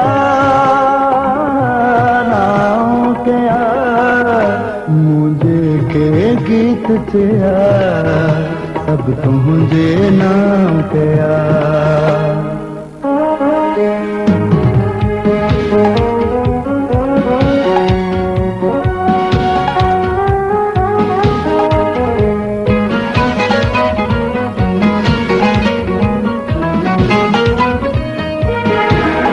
तस्वीर में तुझे मो, तस्वीर में तुझे मो, तस्वीर में तुझे मो, तस्वीर में तुझे मो, इंद लख जा रंग भरा, इंद लख जा रंग भरा, सब तुझे नाम कया, नाम कया, मुझे के गीत चया सब तुझे नाम कया, मुझे के गीत चया सब तुझे नाम। जी मुंहिंजा साईं, मूं जिन खे चाहियो हो थी मूंखां दूर विया, मूं जेकी गीत चया सभु तुंहिंजे नाए कया। मोहम्मद अली खां पाण ही ख़ूबसूरत गीत ॿुधी रहिया हुआसीं, ऐं मोहम्मद अली साहबु हिन गीत खे ॻायो पियो। अली मोहम्मद साहबु, अली मोहम्मद कलोड़ी साहबु, तव्हां लाड़काणी खे प्रोग्राम खे पसंदि कयो आहे। हुन चयो त तव्हां जेका पाछा टी रवायत ॾिठी आहे जंहिंजो मूं ज़िक्र कयो, त जंहिंमें उहे मंगता गुल खणी ईंदा हुया ऐं अचे ख़ैरु घुरंदा हुया त उनजो को मिसाल ॾियो। मिसाल इहो आहे त असां वटि हिकिड़ो फ़क़ीर ईंदो हुयो दरवाज़े ते, जेको मशहूरु जुमे वारो फ़क़ीर, उहो जुमे ते ईंदो, हर जुमे ते ईंदो। ऐं मूंखे यादि आहे त उन दौर में माना इहो असां अर्ली 80s जी मां तव्हांखे ॻाल्हि थो ॿुधायां, जॾहिं मां पाण प्राइमरी जो शागिर्दु हुयुसि ऐं असांखे 25 पैसा पावली असांखे ख़र्ची मिलंदी हुई रोज़ जी। मुंहिंजे मारुनि मुंहिंजी त पघार मंझां पावली, त जहिड़ी अछी मंड में तहिड़ी पावली। त उन दौर में उन फ़क़ीर खे रुपयो मिलंदो हो, उनजी रेपुटेशन सुठी हुई, छाकाणि त हफ़्ते में हिकिड़ो दफ़ो ईंदो हुयो। पर उनजो अंदाज़ जेको हुयो उहो जे ख़ैरात कोन घुरंदो, उहो जे मौलूद ॻाईंदो हो। पोइ असांखे ॾाढा साईं उहो रुपयो ॾींदो हुयो, ऐं वॾो रुपयो हूंदो हो ज़ाहिर आहे, उहो जेको सिको हूंदो रुपए वारो, उहो चमकीलो सिको ॾींदो हुयो ऐं उहो चवंदो हो त वञी चयोसि त फलाणो मौलूद ॿुधाए। उनखे मुख़्तलिफ़ मौलूद यादि हूंदा हुया। ऐं मौलूद सिंफ़ हूअं त ख़ैरु मुख़्तलिफ़ ॿोलियुनि में आहे, पर जंहिं नमूने सां सिंधीअ में लिखियो वियो आहे उनजो को मिसाल असांखे ॿी कंहिं ॿोलीअ में कोन थो मिले। सो असां उहो उनखे रुपयो ॾींदासीं, मां ऐं मुंहिंजी भेण वञी उनखे रुपयो ॾींदासीं, चवंदासीं त फलाणो मौलूद ॿुधाए। पोइ उहो वरी उनजा ॿ बंद या उनजा ॿ शेर उहो झुंगारींदो हुयो। पर जेकॾहिं तव्हां माना जेकॾहिं ख़ैरात ॾियणु न वञो, थोरी देरि ताईं हू मौलूद पढ़ंदो हुयो या ॻाईंदो हुयो, ऐं उनखां पोइ उहो हलियो बि वेंदो। ईअं बि थियो कॾहिं त जेकॾहिं उनखे अटेंड न कजे त हलियो वेंदो, इहो अख़लाक़ियात हुई। त इहो असां पाछाटो कुझु ॾिठोसीं, पर ज़ाहिर आहे त उनखे पंहिंजे औज ते असां कोन ॾिठोसीं, ऐं उनखे उन पंहिंजे औज ते ॾिसंदड़ जेके आहिनि जेके ॿुधाइनि था त उन ते रश्क थो अचे। फिल्म बरसात जी राति मंझां हुमैरा चन्ना जे आवाज़ में हिन गीत खे शामिलु करियां थो। मुंहिंजे घटि सामाईन हिन गीत खे ॿुधो हूंदो, मूंखे उमेदु आहे तव्हांखे हीउ गीत पसंदि ईंदो।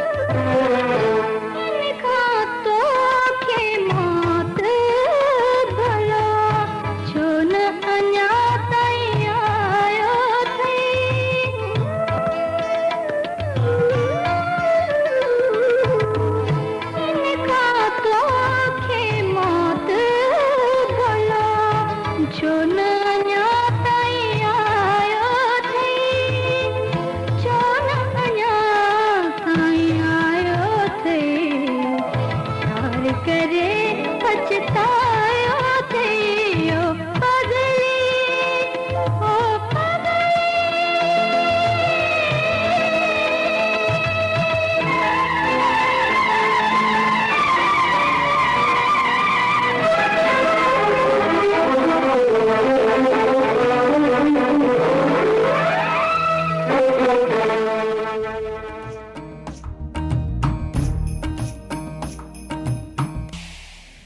साईं मुंहिंजा हुमैरा चन्ना जे आवाज़ में हिन गीत खे शामिलु कयोसीं। अदी हुमैरा खे मां यादि ॾियारींदो आहियां हुनजी फिल्मी प्लेबैक जे हवाले सां। हुनजो पहिरियों गीत हो फिल्म दुनालीअ लाइ, जेको बाद में हाणे को 8-10 साल अॻु में वरी इंडिया में उहा धुन कॉपी बि थी। आउं त आहियां तुंहिंजी दीवानी, कावड़ न कर मूंसां मुंहिंजा मिठा, उहो मां नशर कंदो रहंदो आहियां। वरी अॻिते हली नशर कंदासीं, कुझु फिल्मी गीतनि खे बि शामिलु कंदा आहियूं। असांजे कुझु दोस्तनि फरमाइश कई आहे त जेको पुराणो सिलसिलो मुंहिंजो ख़ासि तौर ते तारनि भरी राति प्रोग्राम में, जेको रेडियो पाकिस्तान तां प्रोविंशियल हुकूमत ते प्रोग्राम कंदो हुयुसि, त हुन में हिकिड़ो सेगमेंट रखियो हुयो, मशाहिर जा आवाज़ तव्हां ताईं पहुचाईंदा हुआसीं। सो उन सिलसिले खे तव्हां असां ताईं पहुचायो, मां बिल्कुलु पहुचाईंदुमि, बल्कि मां तव्हांखे ॿुधाईंदो हलां त अवल ख़ैर इनशाअल्लाह जेकॾहिं हयाती रही त बशरत हयात ऐं दुरुस्ती हालात, मां तव्हांखे अंगारे वारे ॾींहुं पीर हुसामुद्दीन शराजतीअ जे इंटरव्यू मंझां हिकिड़ो टुकड़ो पेश कंदुमि, जेको तमामु अनमोल टुकड़ो आहे। मूंखे उमेदु आहे त तव्हां मंझां घणनि पीर हुसामुद्दीन शराजदी साहिबु, जेको सिंध जो नामियारो आलिम अदीब ऐं दानिश्वर आहे, तव्हां उनजो आवाज़ु घणनि कोन ॿुधो हूंदो, ख़ासि करे असांजे नस्ल ऐं असांजे नस्ल खां पोइ वारनि तालुक़ु रखंदड़ दोस्तनि। त इहा असां इंडस मेलोडीज़ में कोशिशि कंदासीं ऐं उन सां गॾोगॾु असां कोशिशि कंदासीं त पंहिंजे ऑडियो लाइब्रेरी मंझां असां आवाज़ जा ख़ज़ानो पूरी दुनिया जी शख़्सियतुनि जो तव्हां ताईं ज़रूरु पहुचायूं। अहिड़ा आवाज़ मौजूदु आहिनि जेके शख़्सियतूं ॻाल्हाइनि छा थियूं इहो ख़बर नथी पए पई, हिटलर छा थो ॻाल्हाए जर्मनी ॿोलीअ में इहा ख़बर नथी पए पई, पर उनजे बावजूदि बि उहो तबरुक जे तौर ते शख़्सियतुनि जा आवाज़ मौजूदु आहिनि जेके तव्हां ताईं ज़रूरु पहुचाईंदासूं। अॼोको प्रोग्राम सूरज शाखूं कढियूं इन ते पंहिंजी पुॼाइण ते पहुचे थो। साइण आबदा परवीन जे आवाज़ में, बुले शाह जे कलाम सां, सिराइकी रंग सां, वसेब जे रंग सां जेको प्रोग्राम सूरज शाखूं कढियूं खे इख़्तिताम पज़ीर करियूं था। फीडबैक जे लाइ तव्हां यकीनी तौर ते असांखे लिखी सघो था radio voice of Sindh London जे असांजे फेसबुक पेज ते, या मुंहिंजे फेसबुक फैन पेज ते facebook.com/DJ यासिर काज़ी, DJYASIRQAZI ते तव्हां लिखी सघो था। लेकिन तव्हां ट्विटर ते फॉलो करणु चाहियो त यकीनन करे सघो था, RJYASIRQAZI RJ यासिर काज़ी ते तव्हां असांखे लिखी सघो था। जेकॾहिं मेल करणु चाहियो त DJYasirKazi@yahoo.com, DJYASIRQAZI@yahoo.com ते लिखी सघो था। अवल ख़ैर ज़िंदगी रही हयाती रही, वक़्तु हालतुनि सिहत इजाज़त ॾिनी त सुभाणे असां अव्हांजी ख़िदमत ते हाज़िर थींदासीं पाकिस्तान जे मयारी वक़्त जे मुताबिक़ मंझंदि जे 3 लॻे, ऐं असां बरतानिया जे टाइम जे मुताबिक़ ॾींहं जो 11 लॻे तव्हांजी ख़िदमत में हाज़िर थींदासीं इंडस मेलोडीज़ सां। तेसि ताईं पंहिंजे मेज़बान यासिर काज़ी खे ॾींदा इजाज़त। पंहिंजो ख़्यालु रखिजो, हुनजो बि ख़्यालु रखिजो, जेके चाहिनि था त तव्हां हुनजो ख़्यालु रखो। दिलियूं गॾु त जुदाई कॾहिं बि न आहे, सदाईं गॾु, जेॾां पे तेॾां ख़ैरु।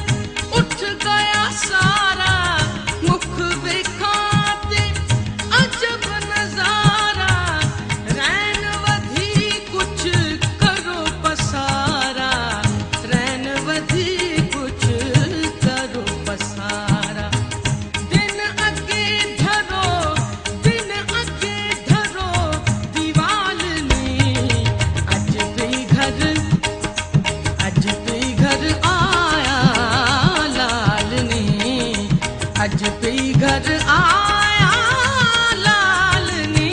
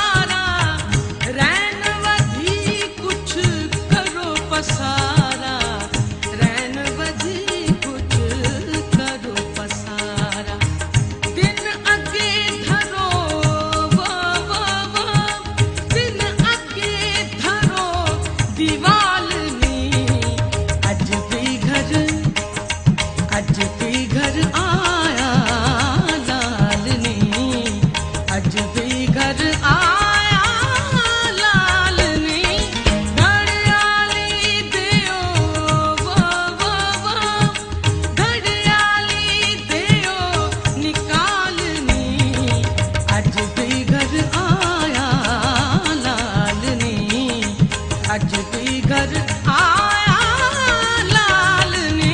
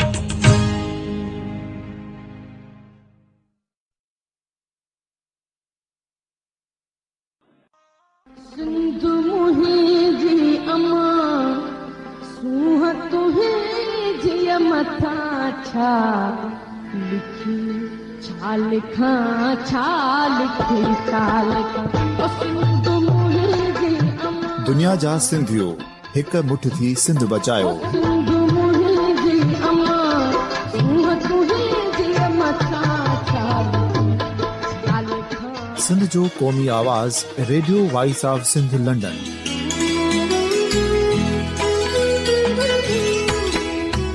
Radio voice of Sindh London पंहिंजी नशरियात में सिंध जी सियासत, समाज, इक़्तिसादियात, तारीख़, क़ौमी उमंगुनि ऐं अख़लाक़ियात मुतलिक़ सिंध जी हक़ीक़ी तर्जमानी कंदे प्रोग्रामनि खे असराइतो बणाइण लाइ सिंध जे घण घुरनि ऐं धरतीअ सां प्यार कंदड़ अदीबनि, दानिश्वरनि, सहाफ़ियुनि, उस्तादनि, वकीलनि ऐं हर तबिके जे मानवारनि सजणनि खे सिंध में शऊरी इनकलाब लाइ सहकार जो सॾु ॾियूं था। अचो त गॾिजी सूफ़ियुनि ऐं संतनि वारी सिंध जो ओज हिक मुठ थी वरी वापसि आणण वारे सफ़र जा साथारी बणिजऊं।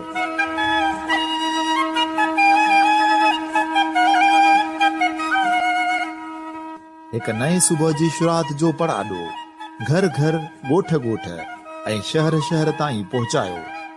शाल सिंध आबाद ऐं खुशहाल थिए, सिंधी माण्हू सुखियो ऐं सताबो थिए।